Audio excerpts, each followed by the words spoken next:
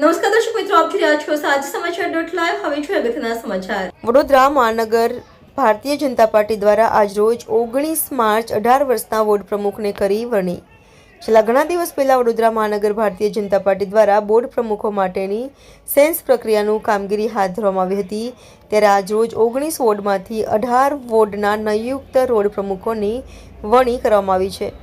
Reporter Ashish Nyati, સાંજ સમાચાર.live, વડોદરા.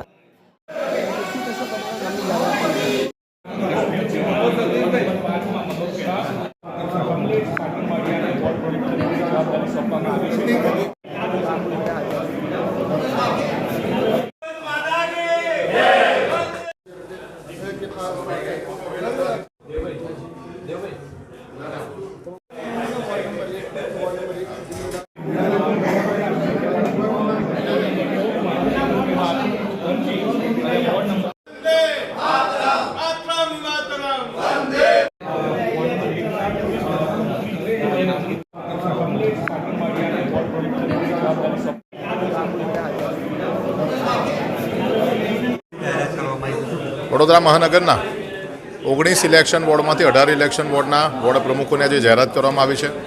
સુંદર મજાનો ફૂલનો ગુલદસ્તો એ ભારતીય જનતા પાર્ટીના અમારા માન્ય પ્રદેશના અધ્યક્ષ પાટીલ સાહેબ, અમારા સંગઠનના મહામંત્રી રત્નાકરજી અને અમારા વડોદરાના ભારતીય જનતા પાર્ટીના પ્રભારી માન્ય ગોરધનભાઈ ઝડફિયા સાહેબ દ્વારા કરવામાં આવ્યો છે. કુશલસિંહ પઢેરિયા, અમારા ચૂંટણી અધિકારી, એમના માધ્યમથી આજે જાહેરાત કરવામાં આવી છે.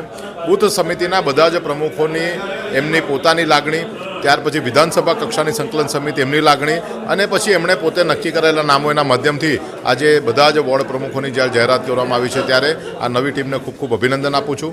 45 વર્ષ કરતાં પણ નાની ઉંમરના કાર્યકર્તા એ આ જવાબદારીમાં હોય એવો સંકલ્પ આજે સિદ્ધ થઈ રહ્યો છે.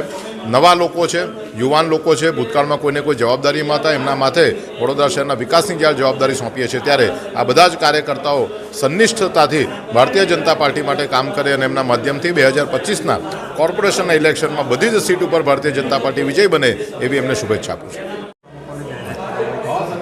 આજનો દિવસ એ ભારતીય જનતા પાર્ટી માટે ખૂબ જ આનંદ અને ગૌરવનો દિવસ છે. આ વર્ષ એ શ્રદ્ધેય અટલજીના જન્મ શતાબ્દી વર્ષ તરીકે ઉજવવામાં આવે છે અને આજની એમની જે વર્ષગાંઠ છે એ આખા દેશમાં સુશાસન પર્વ તરીકે અમે ઉજવીએ છીએ. ત્યારે વડોદરા શહેરમાં પણ નવનિયુક્ત તમામ પ્રમુખોની જે જવાબદારી સોંપવામાં આવી છે એ અટલજીના જન્મદિવસે એમને આ જવાબદારી સોંપવામાં આવી છે. આપણે જાણીએ છીએ કે તે અટલજી એક એવા વ્યક્તિ હતા કે મોટા ગજાના કવિ, મોટા ગજાના લેખક, તેની સાથે સાથે એક સ્ટેટમેન્ટ હતા અને 21મી સદીના સૌથી સર્વશ્રેષ્ઠ રાજનેતાઓમાંના એક રાજનેતા હતા.